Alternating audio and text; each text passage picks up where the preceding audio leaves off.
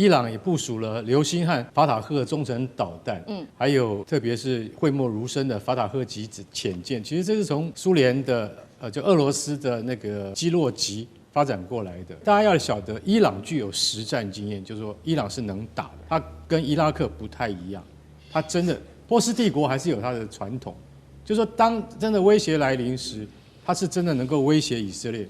威胁美军的，它具有这样的能力。住在中东的战争一触即发，尤其现在美国跟以色列最担心的事情就是，难道伊朗是在试它的核弹吗？试爆它的核弹吗？400公斤的浓缩铀现在直奔有可能往武器化的方向去做发展吗？另外一方面，现在传出有消息说，伊朗的这个核潜舰已经前进到荷默兹海峡，有没有这样子的可能性？锁定的是美军的航母。今天就这些议题，我们会一起的来做关心。赶快来看到现在呢，美以战争看起来是一触即发了。伊朗方面已经说了，他们正在进行的是全面的备战。首先，现在让美国非常感到忧心的事情，就是因为发现在伊朗的这个军事基地的地方呢，出现了爆炸的这个事情哦，在1月27号的时候，所以呢，我们来看到马上的。就有这个快点的 Express 来做了一个报道，说这个设施爆炸之所以让美国非常的紧张，就是因为其实去年的6月份，疑似才遭到以色列空袭，而当时在轰炸的时候，它的目标就是这个基地里面的这个核武跟弹道设施的这个目标，所以呢，在这个时候又再次的爆炸，也引爆外界质疑：难道伊朗你是在偷偷的测试，甚至推进你的核武能力吗？而让外界另外一个担忧的原因，就是因为现在看起来伊朗在发展它的核武上面，好像慢慢的已经越来越成熟了。来自于国际原子能机构特别做了一个调查，伊朗现在它的铀浓缩的浓度到60%，拥有超过400公斤的库存，而且已经接近了武器级所需要的技术跟材料，达到90%左右的一个浓度，所以国际社会也在高度的关注当中。刚刚提到了，除了核武是美国跟以色列最担心的之外，我们来看到在军事方面，现在传出来自于媒体的报道，2艘国产的是来自于伊朗的法塔赫级的潜舰部署在荷默兹海峡吗？有这样子的可能性吗？今天会请来宾来特别帮我们做关注。另外就是流星和法塔赫的中程导弹，现在说已经蓄势待发了。伊朗除了自己对美国做警告之外，还包括了周边的黎巴嫩真主党、也门青年运动也发出警告，如果美军对伊朗发动这种新式的攻击的话，马上就会演变成一个区域性不可能抵抗的一个区域性的战争，而美军另一方面则是刚刚看到的是伊朗的准备，美军也做好了备战的状况。林肯号正式进入到中东之外，已经进驻到美国的一个司令部的责任区里面了，而正在进行的就是联合中东的盟友在这个区域有展开了多层次的打击训练，是做给伊朗看的吗？另外一方面，我们来看到在这个林肯号之外，美军的军机也已经开始备战了。F-35跟超级大黄蜂现在看到都是在林肯号上面可以做好了准备。那么另外一方面，我们来看到 X 推组也特别说了，美军已经在中东地区集结了2个航母战斗群和第5舰队主力部队，初估3万的美军部队已经蓄势待发了，而包括了这个。川普本人也证实，他说呢，除了林肯号之外，另外一支美丽的舰队正在前往伊朗当中，所以预估接下来在中东地区会有2艘来自于美军的航母来面对着伊朗。X 推组也特别说了，除了刚刚看到的这一些武器之外，美国近期也将它的一架这个是 EA-37B2 的电战机部署到德国基地了，预估接下来就会前往中东地区来做准备。节目一开始要特别请教舰长怎么看有关于伊朗的核武问题，它的浓缩铀推进到60%，再加上刚刚讲的这一些飞弹，还有它的潜舰，这个法塔赫级的潜舰说已经到这个荷默兹海峡了。伊朗现在把核威胁给搬上台面，美国跟以色列还可以容忍多久呢？什么时候进攻？舰长怎么看？伊朗是整个中东的一个动乱的一个根源呐，因为几乎那里所有反以色列，他的目标就是把以色列从这个世界消灭。反以色列的武装团体都是伊朗在提供他军援、火器、这个武器等等。所以，如果把伊朗这个政权给它消灭掉，基本上中东会稳定很多，比现在。那以伊朗的所有拥有的技术里面，其实只有一样东西让我们担心，就是这个核弹，它会不会能做成核弹？而且以他们这种对宗教神学是非常信仰的这种啊，他万一真有颗核弹啊，哪天你要把它消灭，他真的可能丢你一颗核弹。但是呢，我也特别要这个介绍一下核弹这个技术，核子浓缩铀啊，当然可以看到多少，它有一个叫做核爆，一个叫做核反应。核爆就是核子弹。我如果说这里有2公斤的浓缩铀，要在90%以上，它核爆是在0.00001秒的这个时间，全部一下子整个炸开，就整个都哗一下炸开，要到90%以上。那什么叫核反应呢？我们发电厂就是核反应，它的浓度因为比较低，所以它是一点撞一点，一点撞一点，它就像一个焖烧锅，里面水一直在焖，它会慢慢加压。如果你正常让它释放，它就是一个正常的能源的一个提供者。但是像你说，好比说我举个例子，这个东京的那个电力公司的那个核，是不是后来也爆炸了？为什么它爆炸？你知道吗？如果它在开始一发生这个事情的时候，它立刻灌水进去，不会爆炸。但是因为东京电力觉得这个东西太贵了，那是几百亿美金这样造出来的，那我是一个私人电力公司，我要想尽办法救它，他就一直试图救。结果没有救好，它炸了。就是一个东西闷太久这样。所以大家记住哦，核爆跟核反应是2个不同的东西。你不要认为核电厂的也会爆炸，那个跟这个是截然不同的。是。那它目前这个东西，它只有到达60%的那个浓度，一定要到90%才会核爆。那从这里上去哦，全世界都会盯着你。你差不多了，我就丢你一个这个炸弹。所以它很难，它能不能够偷偷摸摸的，你外界都不知道？太难了 ，CIA 也有这个间谍，这个摩萨德也有间谍，而且伊朗里面有各种不同的人的这种想法，所以他想瞒住所有的是不太容易，这是第一个。第二个就是啊，伊朗跟美国现在这个样子都在拉高双方的态势，都希望对方不要动手。那他会不会打呢？任何一个国际的战争，就是他一定有一个利益，这个利益一种是钱的利益。你看美国打委内瑞拉。石油嘛，那是钱的利益。那美国上次为什么打伊朗？那是战略的利益，因为他快要把那个核弹给他做出来了。那我当然要把你打掉。那这一次他过去，他的目的是什么？维护伊朗人民的自由民主吗？那根本不会是他的这个利益里面的。所以他就说你不要这样子啊，你不要去攻以色列，不要攻我们这个美军呢，就他也在拉高态势。但是他想不想打？我觉得美军不想打，因为他没有利益。那伊朗想不想打？伊朗也不想打，所以最后就是因为伊朗内部的动乱，造成大家为他担心，但是他会慢慢的压下来，因为现在平民革命很难成功的，因为尤其伊朗的那个叫做什么伊斯兰革命卫队16、7、8万人，开玩笑，他们的装备比3军部队还要好，你想要推翻他们很困难。我不是说没有，但是美国 CIA 现在努力的在那里做这个叫做颜色革命，先让抗议的人留下来，不要走。搭帐篷，我给你吃，我给你甚至给你武器，然后开始从这个抗议变成内乱，内乱变成内战，最后是不是能够把伊朗科梅尼政权给它推翻掉？希望能够，但是我觉得它有它的难度在。但是如果你忧心美伊大战，我觉得几率很小，因为双方都看不到他愿意打的这个叫做国家的利益存在哪里。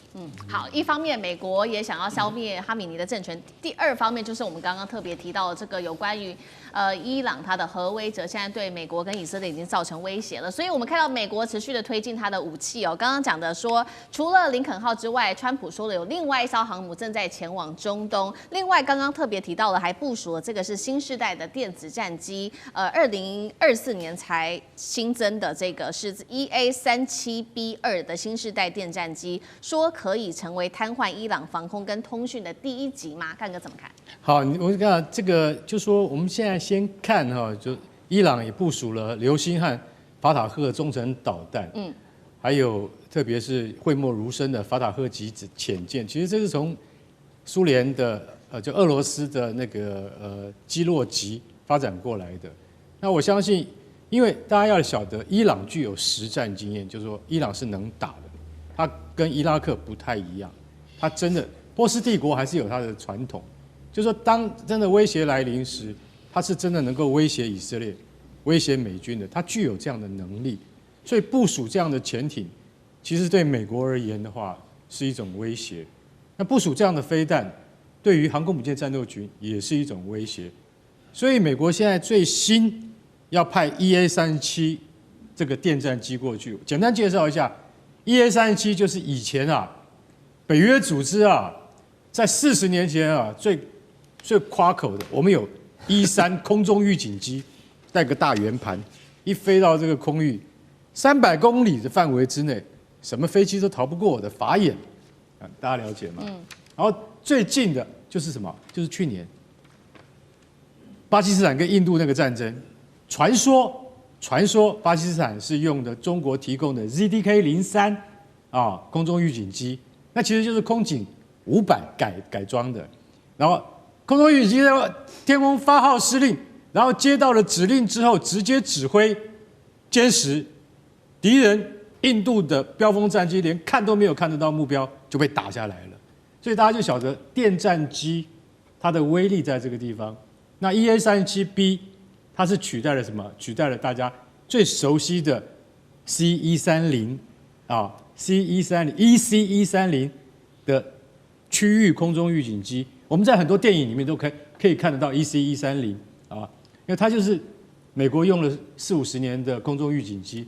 可是现在 EA-37B 它到底进步在哪里？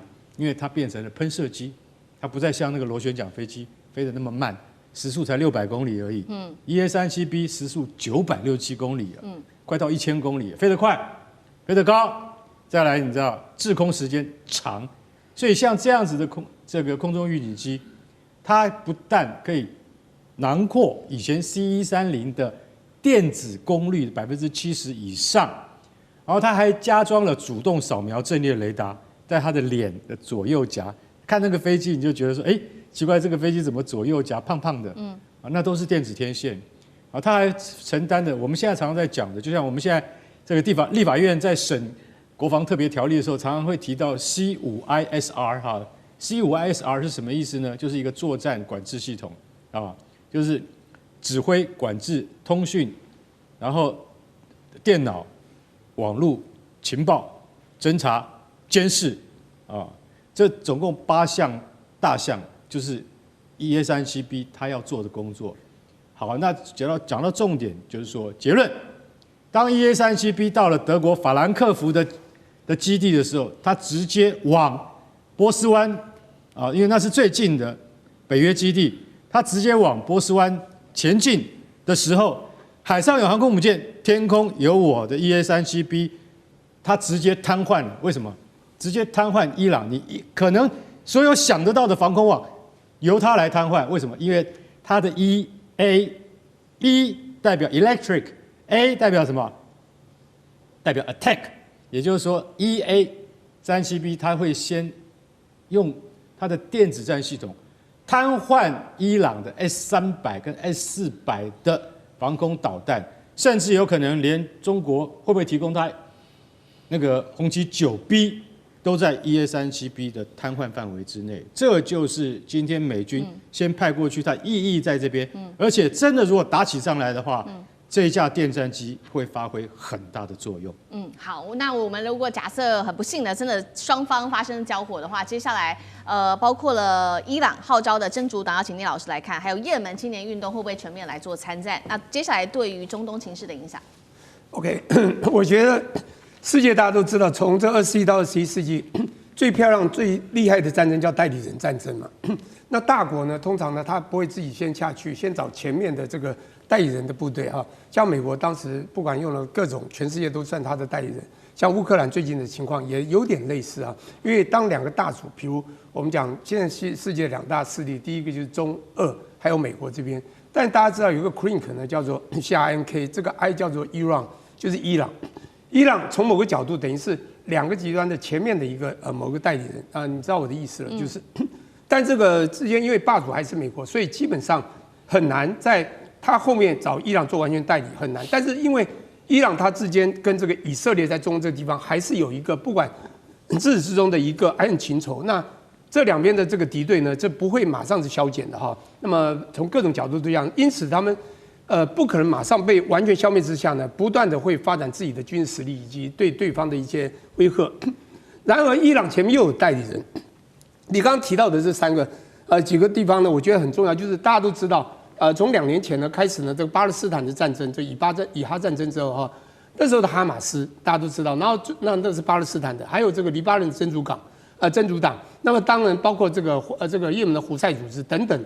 我把它视为就是伊朗的这个前哨站，也就是等于是他们的代理人。所以你会发现呢，不管是以色列要先打掉代理人战争，用那个莫萨德的这个一些情治系统跟美国 CIA， 大概把这个前卫的组织大概能够铲除就先铲除，但不可能完全。包括黎巴嫩真主党其实也被这攻击得非常惨。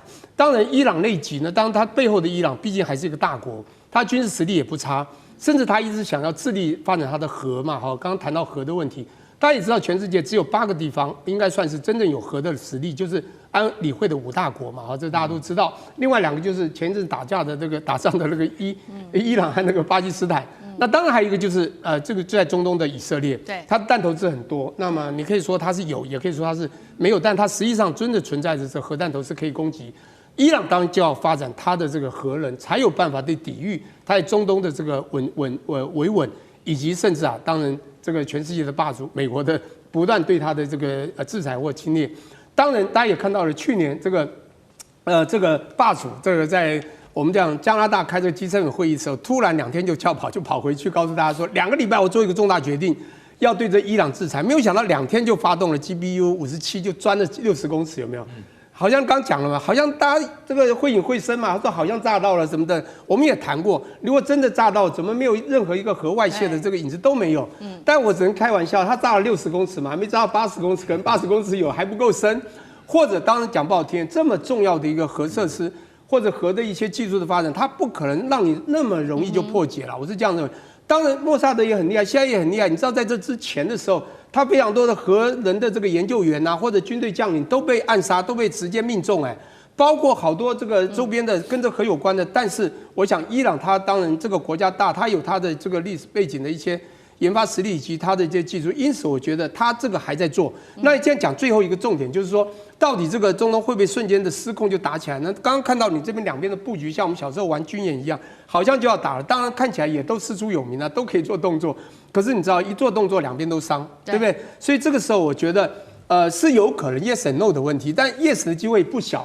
但你要知道，这个不管是真主党这个也门组织，好这些东西要去这个反击，说要极力这个去反击这个所谓的另外一方势力的时候，但是我觉得这顶多是区域性的战争。我跟各位讲一下，这是我的发现。其实20世纪大家知道什么东西最重要？能源。你不管汽车、飞机都要靠能源。就21世纪是靠什么？没有，因为科技已经转变了 ，technology 变化以后，现在已经不是完全能源，是要靠电力。电力不一定完全从能源来，因此能源的至关的一个唯一关键已经不是了。因为中东战争可能不会像过去这样子，当打下去还是会很严峻。但是过去如果是一样以能源为主的话，这些能源产油国家一定会造成一个长期战争，一定会一直在争来争去。但现在已经不太是了。不过当然这个事情我们只有观望，也就是说真正发生，我觉得是有这样的机会，但我觉得它是区域性的，对世界上会产生马上这个所谓能源的一些危机，当然也会一定会，包括荷姆斯海峡这么是重要。当然金融市场会不会造成动荡，我觉得也都会，但是现在看起来不会像以前那么严峻，那我们还是要这个严阵以待。中东的战事，因为现在看起来是即将要开打的前戏了吗？中国大陆跟美国的军事武器是已经全部逐渐的投入到这个在中东附近的战场了吗？今天会一起的来做关心，尤其现在要看到的是中国大陆强势的它的强援抵达了伊朗，以色列只是慌张急求川普来突袭开战，24架的 F-15E 已经急奔中东了。中美军武巅峰对决，难道真的要开打了吗？今天会一起做解读。3个火线话题，今天请来宾帮我们来特别看，包括了现在特别提到了 X 上面的这个报道上面写说呢，16架的中国军机已经急奔德黑兰了，包括红旗9B 疑似也到位了。这个到底是军事援助，还是等于是中国大陆？难道会真的默默的下场吗？难道中东会出现第3股势力吗？美国在这个情况之下还能当作是没有看到吗？第二件事情是，伊朗在最近几天高调的放话说，他们已经成功试射了洲际弹道飞弹，而且可以打到美国本土的。这是真的吗？还是一种心理战呢？美以会不会因为这句话而被迫提前动手呢？美以还在等什么？最后来关心到的是，以色列也放话，他宁可承受来自于伊朗的700枚飞弹，也要推翻伊朗政权。这一种极限的挑战，会不会迫使中国大陆跟俄罗斯也介入在中东战事当中？今天就这些议题，我们都会一起的来做分析。中东现在火药味一触即发，伊朗难道真的不再被孤立，有了中国大陆甚至俄罗斯的帮忙吗？正在悄悄的接收中国的军火吗？这是来自于 X 博主 War 上面特别做了一个爆料，说伊朗近期收到了大陆制红旗 9B 的防空飞弹系统，并且在过去56小时内，至少16架中国军用运输机已经直奔德黑兰了。另外一方面，伊朗则是再次的对外宣告，成功试射了洲际弹道飞弹，射程甚至他说直指美国的本土。这样子的一个测试虽然还没有获得外界的一个证实，但已经让国际社会非常的紧张了。而美以在另外一方面则是全力的在加强部署。我们现在看到说谈了好久的这个林肯号，现在已经正式通过马六甲海峡，几天之内就会正式抵达中东海域了。外界预估说，一旦美国的航母正式到达，那么就是开战的倒数前夕了吗？再来就是看到 F-15E 的战机也逐渐到位了，从英国基地紧急空运至中东，数量预估会高达24架。再来看到是4架的 C-17A 的战略运输机已经抵达了约旦的军事基地，甚至是包括了我们看到 KC-130大力神已经落地在以色列了，疑似就是要运送军备的支援，美国要来特别援助以色列。而此刻我们来看到以色列的防长特别参谋长特别出来放话，他说已经为突袭战争做好准备了，只要能够推翻伊朗的政权，我们以色列即便承受来自于伊朗的700枚导弹袭击，我们都在所不惜。而伊朗的军事专家预估，美国跟以色列正在接下来筹划对伊朗发动的是混合战争。节目一开始要特别请教委员怎么看了中国大陆的角色？难道真的会介入在这场战争当中吗？是否将中东推向新冷战？美国接下来会怎么做？而伊朗宣示它的洲际弹道飞弹已经可以覆盖住整个美国的本土了，这是战略吓阻还是一个心理战？委员怎么看？对，我想在伊朗的这个情势的变化当中哦，看到这个来自于北京政府的一些操作，其实不难可以理解到。我觉得中国大陆也好，俄罗斯也好，他们已经看懂了川普在全球下的这盘大棋，真正的目标就是剑指中俄嘛。所以其实我们熟悉中国历史就知道说，当年战国时期，秦国那个时候要一统6国，他采取什么策略？他就采取远交近攻啊，就是对于我没有办法处理的，对于力量过于强大的，我就对他示好，跟他交朋友，然后呢，我麻痹他。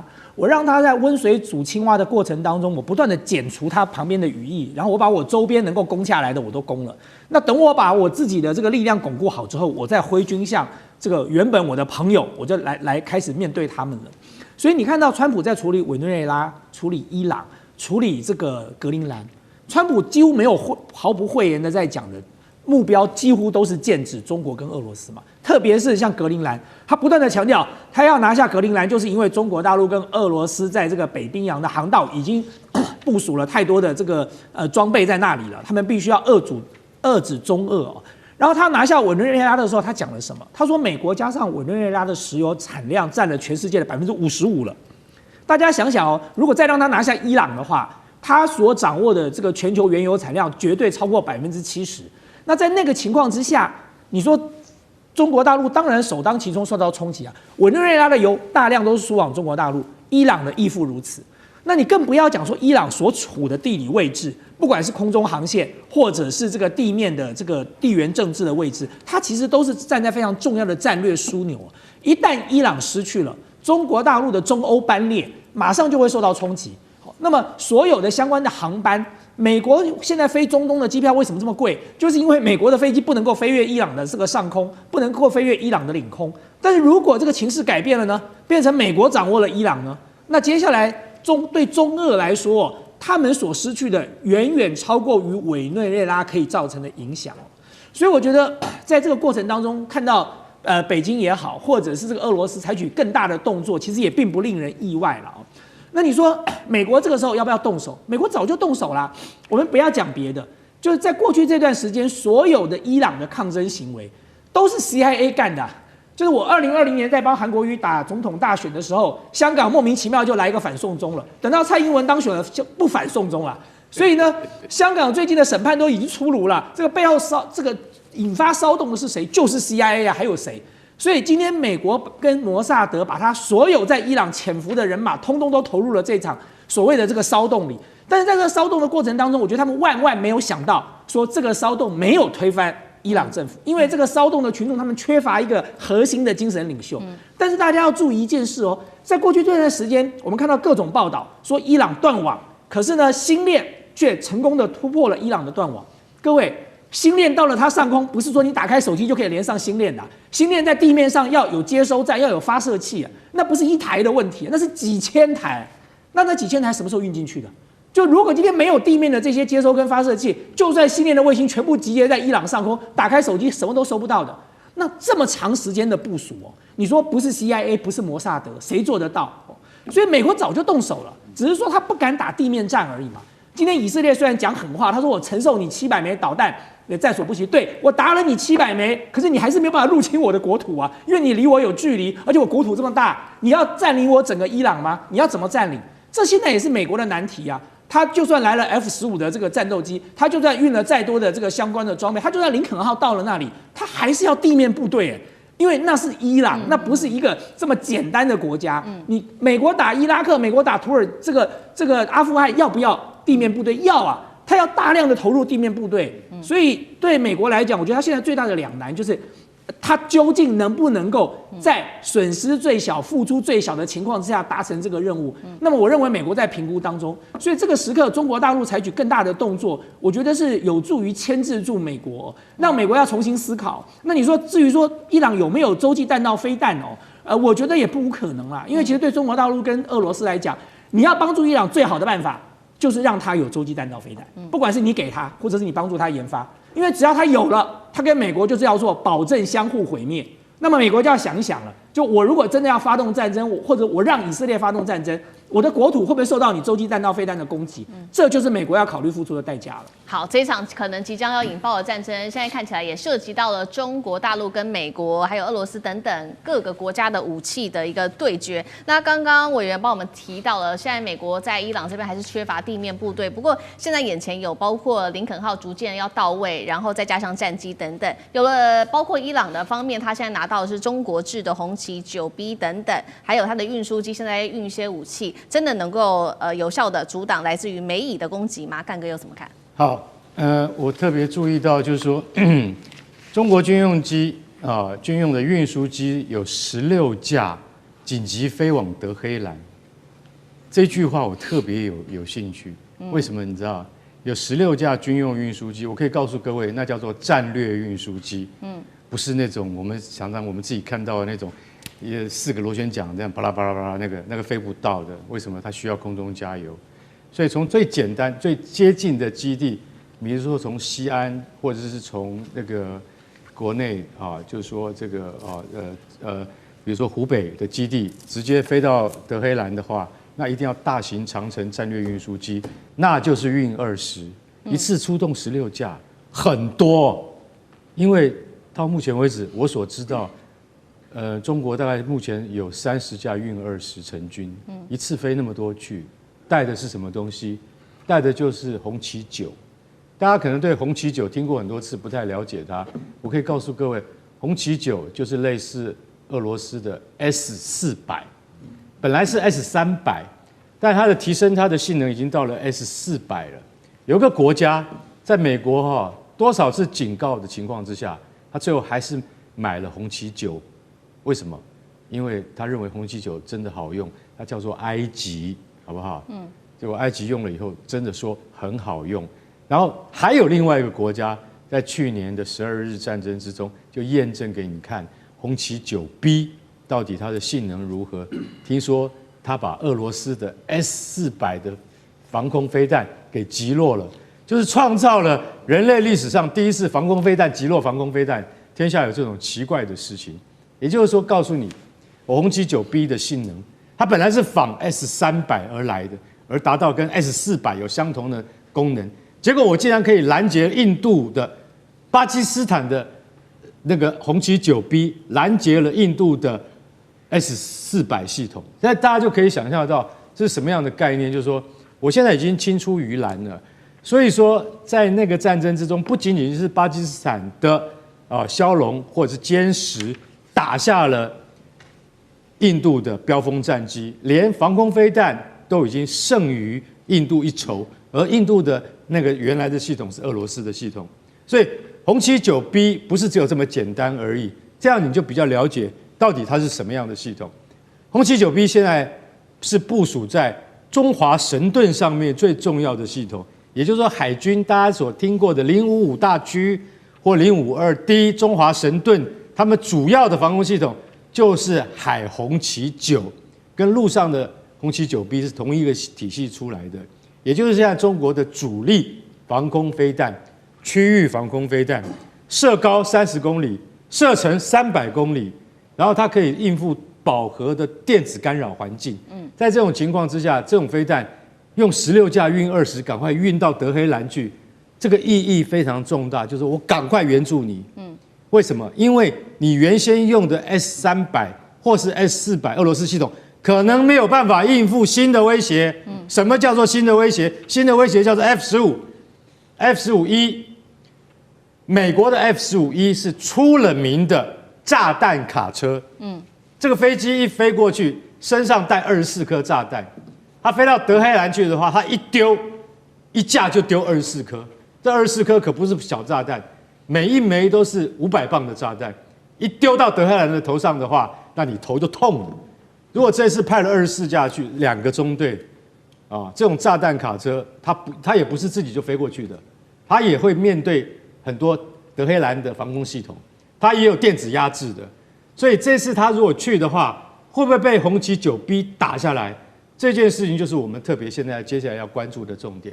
不过我们可以理解到，不管是 F-15E 炸弹卡车，或是 F-35隐形战机，都会被防空飞弹打下来。只是远近以及多跟少而已。只要你第一次进去我拦不到，第二次你一定会被我拦到。这个就是什么？这个就是战争的一种艺术，就是说我们都是处于在时代尖端的系统。如果今天中国已经紧急运送了红旗9B 到德黑兰去，那现在 F-15E 真的跑进来要空袭德黑兰的时候，红旗9B 抓得到抓不到？刚开始也许抓不到，但你来第二次，我一定抓得到，就像巴基斯坦抓得到印度是一样的道理。所以我大概简单讲到这边，就是说，如果那个美国跟以色列要联合进行空袭行动的话，碰到中国的红旗9B，可能要特别小心一点了。好，现在不管是美国的或者是来自于中国大陆的武器，都已经急忙的送到了伊朗这边去。那另外一方面，以色列他也直接喊话，这是他的参谋长，国防参谋长直接说，宁愿承受700枚导弹袭击，也要推翻伊朗政权。中俄在这个时候会介入吗？苑老师怎么看？我们一般人呢，对于这个以色列的这个抵御能力啊，就是说有一种顾虑，就是说以色列在前一阵子，就是2025年6月份的时候，挨了伊朗的导弹啊，非常多，上百颗的导弹以后呢，觉得大家都看到那个惊心，就是触目惊心的那些画面了哈，就觉得以色列这里被炸那里被炸哈。但是实际上的话呢，我告诉大家，就是说以色列本身呢，现在是基于3个理由啊，它是对于这个伊朗的话呢是非要动手不可，所以他的参谋总长扎米尔啊，他的表现的态度非常强悍，而且以色列从以色列已经打了2年多了哈，这个以色列现在没有停的意思，就想要毕其功于一啊，要把伊朗收拾掉。有3个理由是非常重要的，就是说伊朗本身来讲的话呢，就是以色列会攻打伊朗的主要理由就是以色列注意到伊朗的核能的提炼的整个过程并没有被川普摧毁掉。这是大家现在都已经知道的事情，而且以色列的话呢，非常非常担心伊朗拥有核武器。一旦伊朗拥有核武器，再加上飞弹、导弹的话呢，它一定会对以色列发射。这以色列这样认为啊，实际上的话呢，也可能是对的。然后第二个的话呢，就是说伊朗的带头呢打代理人战争呢，那个叫抵抗之湖啊。那么现在的话呢，整个基本上只剩下伊朗了。啊，其他的话呢，从哈马斯开始到这个也门的胡塞武装啊，到这个叙利亚呀，到什么所有原来支持伊朗或是说伊朗拿钱在支持的代理人战争的话，现在都被以色列打垮。所以以色列现在就是说要把伊朗的借这个机会呢，就把它真正的打垮一下啊。所以说那个第三点原因的话呢，就是以色列认为是机会难能可待。这个机会的话呢是两方面，一个是川普在当总统，另外一个的话呢就是伊朗前一阵子的话呢闹得很厉害，伊朗闹的原因啊，除了颜色革命的因素以外呢，还有一个是通货膨胀的问题。现在的话，$1可以换到伊朗的钱了140万呢，140万。所以伊朗人的生活当中的话呢，普遍来讲是不满意的。不满意呢，那以色列呢，前一阵子呢，突然表现得出奇安静。就是基本上是在搞内部的这种联络啦，啊，那个摩萨德就开始动作，所以说这三个原因合起来的话呢，对以色列来讲的话呢，只要我能够抗得住第一波、第二波的导弹攻击的话呢，能够借这个机会让伊朗什么呢？不一定要让它消灭，也不一定要占领它，就要让它乱，三个乱啊，所以说它就够了，以色列就够了。所以说在这种情况下，我觉得中东的战争是一触即发的。好，谢谢苑老师。接下来我们要来关心到的就是中东的情势了。今天要来特别关心的是，美国是否真的靠不住呢？纵容以色列的下场，现在阿拉伯国家我们要来看到哦，正式的崛起的这个叫做北约。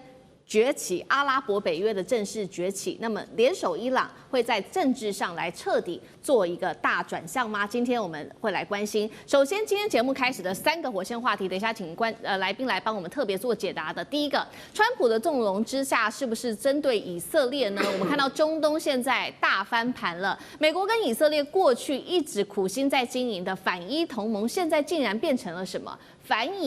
反以色列的联盟，再来就是看到了刚刚登场在昨天晚上的这一场阿拉伯峰会，真的是丢下了一个震撼弹，因为在这个场上，大家发现了阿拉伯北约成型，接下来是否也会形成这个阿拉伯北约军事同盟呢？据传伊朗甚至也可能会加入。最后我们会来关心阿拉伯北约这当中成军的话，包括了会有1000万的大军跟1000架的战机一起秀出来，这个战力会不会震慑到以色列，甚至是美国呢？今天就这几点，我们会一起的来做解答。赶快来关心的是最新消息，大家还记得吗？这个以色列上周针对了卡达做了肆无忌惮的空袭之后，真的蛮不给美国面子的。第一个，因为卡达是美国在中东最重要的盟友；第二件事情是，美军在中东最大的空军枢纽乌代德空军基地就是落在这里。这一场空袭，大家做解读说，你美国第一个，你其实没有去阻拦以色列，那么还让卡达的这一些它的雷达跟武器，美制的武器是完全的失灵哦，所以这让阿拉伯世界现在倒吸一口气，觉得说，我买你的美制武器到底是可不可以信赖呢？我们砸钱所谓的美国的保护伞真的可靠吗？最新消息，我们来看到在15号这一天呢，阿拉伯领袖们他们聚集在卡达，一起召开了这一场峰会，叫做阿拉伯伊斯兰国家领袖峰会。参与国非常的多，包括了伊朗、土耳其、伊拉克、巴勒斯坦等等，都在为卡达来做声援，并且痛批以色列。不过在这场会议上，最让人震惊的是埃及的总统塞西提出来的这件事情。他说，接下来我们这些国家会以开罗为核心，建立打造一个阿拉伯的北约组织，会做哪一些事情呢？他说，这是史上首次的阿拉伯国家集体的军事同盟的雏形现身。接下来会做的是快速反应部队、联合司令部跟跨国的调度。所以阿拉伯国家现在等于是可以说彻底的觉醒了吗？他们发现是不是美国真的靠不住吗？那阿拉伯北约就是它是否可能真的走上战场，实际又会如何运作？介大使怎么看？当然了，这个基本上他没有谈到这个像类似北约第5条这样子的一个关键性的军事同盟的一个最重要的一个要件。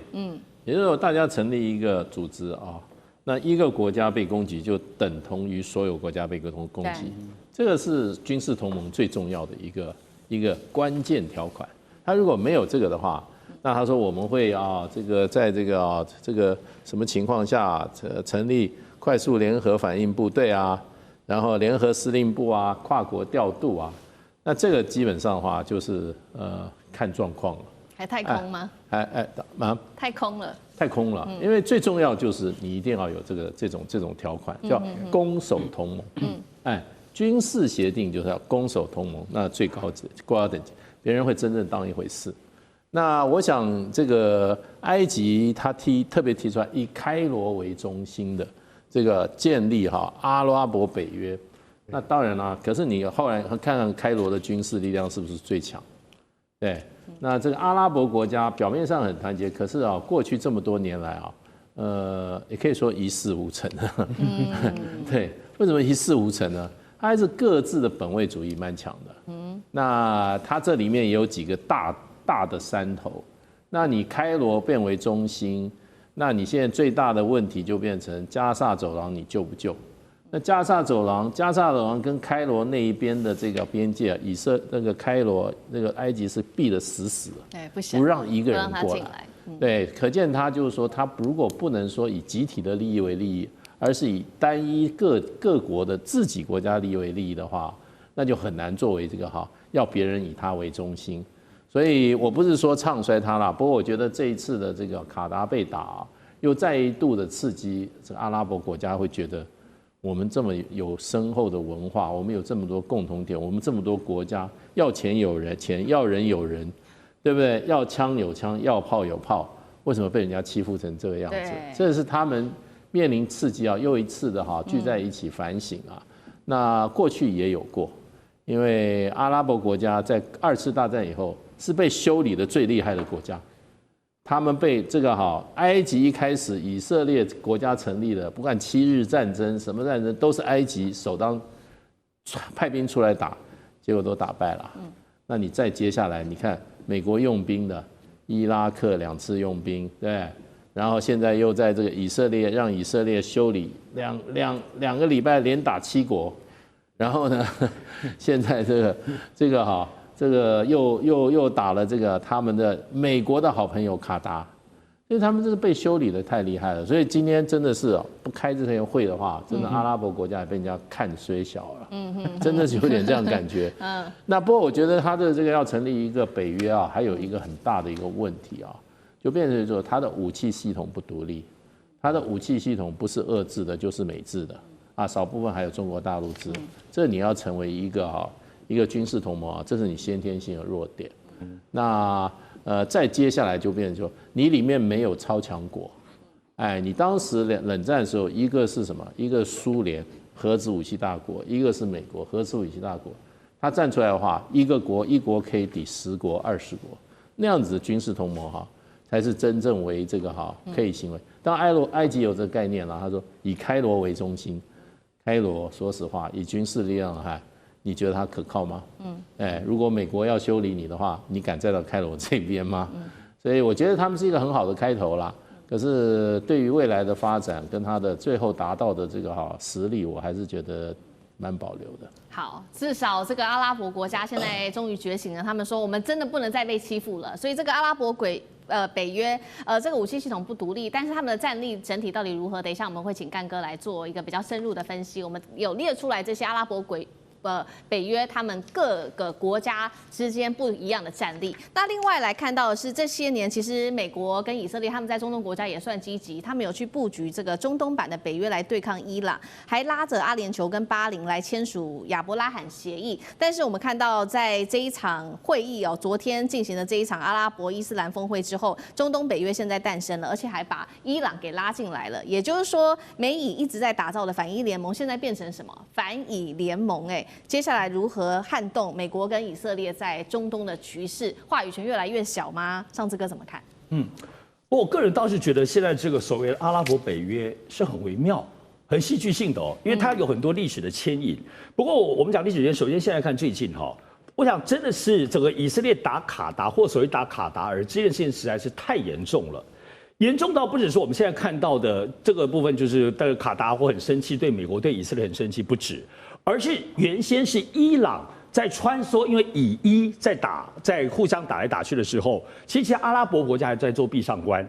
但一打卡达尔之后，所有阿拉伯国家变成多元的、快速的互相联系，所以产生了我们现在看到这个所谓的阿拉伯北。我们要讲这个都很有意思哦。为什么会特别提到这个亚伯拉罕协议？因为亚伯拉罕协议是在2020年的9月15号签的。所以呢，他们召开这次会议是在2025年的9月15号，所以这日期可是特别选的耶。而且为什么是埃及在牵头这件事情？要知道，过去以色列落足在整个中东地区的时候，跟旁边阿拉伯国家，阿拉伯国家那时候是很强悍的，是靠美国势力在罩住的。所以当时一开始，所有大家都抵制以色列。当年在1978年，各位，1978年，所有阿拉伯国家第一个跟以色列签以埃和平协议的就是埃及，然后之后在埃及啊，然后之后再来是约旦，美国继续牵线，直到刚刚讲2020年这么远呢，拖了20几年后才跟波斯湾当中第一个阿拉伯国家就是阿拉伯联合大公国签了我们刚刚提到的这个亚伯拉罕协议。9月15号，所以呢，我们刚过去的这一次的这个阿拉伯大集结，某方面是个历史的反思，大家聚集起来，集体拉黑以色列。对，而这个当中是当时埃及最早签的，不是吗？大家是跟你埃及一起，最后陆续跟以色列签约啊，因为后来包括巴林啊、约旦啊、摩洛哥都签了，所以现在是大家整个是集体拉黑，特别选在这个日子，特别剧烈的大集结。我想我们要特别注意哈，都知道现在全世界在所谓的多边主义、去美国中心化的这个主义，但是这个政治的流动通常影响最大的不是外交啊、经贸，而是军事。你一旦打仗的时候，过去很多东西，从我的角度来看，过去签了那么重要的亚巴罗罕的协议，波斯湾，大家后面签了一大堆，以及早在1979年那么早的埃及最早跟以色列的第一个，以跟阿拉伯国家的合约，全部作废了。而且现在所有大家集结起来，一定要 do something。所以我认为现在在整个后面的影响性不能小看。因为他们特别挑这个时间，因为阿拉伯人就记恨宗教民族的情怀，对于过去的一切觉得都被美国骗了，而现在他们要重新用阿拉伯力量，而且未来会不会跟中国的力量挂钩，很可以期待。好，阿拉伯现在正式的觉醒哦，直接把这个美国直接把以色列整个拉黑，接下来会不会跟中国大陆合作？我们先也来看看这一些阿拉伯国家，所谓阿拉伯北约，如果真的成军的话，到底战力如何？以色列要不要担心？美国要不要担心？先来看到刚刚讲的阿拉伯北约会以埃及为主体哦，那埃及现在其实在全球火力的排名，带观众朋友来看一下哦，是在第19名哦。那它拥有的陆军43万，空军有1000多架的战机，不太差。再来看到沙烏地阿拉伯陆军22万，空军700多架的战机，现在排名第24。紧接着是伊拉克在排名第43，那么约旦则是巴基斯坦，则是分别排名在第88，巴基斯坦比较前面是排名在第12。大家会好奇说，那这样子的组合起来，大概的战力如何？这样统计起来，大概他们就会有数千架的这个大军的战机，再加上1000万的大军，再搭配重点是巴基斯坦它所拥有的核武库存哦。那目前呢，以色列的世界排名大概是落在第15名，他们的陆军有12万，后备兵力40万，空军300多架。卡达比较后面，大概是50名之后。阿拉伯国家如果真的军力整合起来，能够嚇阻以色列的恣意妄为吗？中东秩序是否在这一次的这个阿拉伯北约之后重新改写？干哥怎么看？我完全同意大使的看法，因为我很悲观。为什么？这所谓的阿拉伯啊，然后伊斯兰高峰会哈，那只有形式。为什么？因为来看4次中东战争，也就是以阿战争的历史，阿拉伯联盟没有一次打赢过。到了1974年最后一次，埃及打完了之后，两边互有胜负，他跟以色列说：“以后我们不要再打了。”1978年就跟刚才上次讲的，签订了第一次的，那时候是谁促成的协议呢？美国总统卡特啊，大家还记得啊？卡特总统活到100岁，那个时候签下来之后，埃及以后就说：“我不再跟以色列打了，反正我打不赢，要打你们自己去打。”来看这个图表上面，埃及是第1名，为什么？埃及真正能够打仗。他4次都是他带头打，带着头去跟以色列拼了，但没有一次打赢。这有时候我们也不能够说，难道是阿拉伯部队比较差吗？对，他的数值就是比较差。再看第二个，沙烏地阿拉伯陆军号称22万，空军700架战机。沙烏地阿拉伯在历史上从来没有打过仗，他的陆军不能战，所以他需要美国的保护伞。他买了1000辆 M1 坦克，不知道放在沙漠里面干什么用的。我真的不知道。沙烏地阿拉伯的王宫有200座，但是他的人民到现在没有任何的自由。沙烏地阿拉伯是一个完全闭锁的国家，伊拉克刚刚被美国修理完，约旦从头到尾不敢跟以色列打，它距离以色列最近。再来巴基斯坦，巴基斯坦算阿拉伯世界里面强的国家，可是它距离以色列太远了。他今天会派人来，是因为我给你伊斯兰国家一个面子。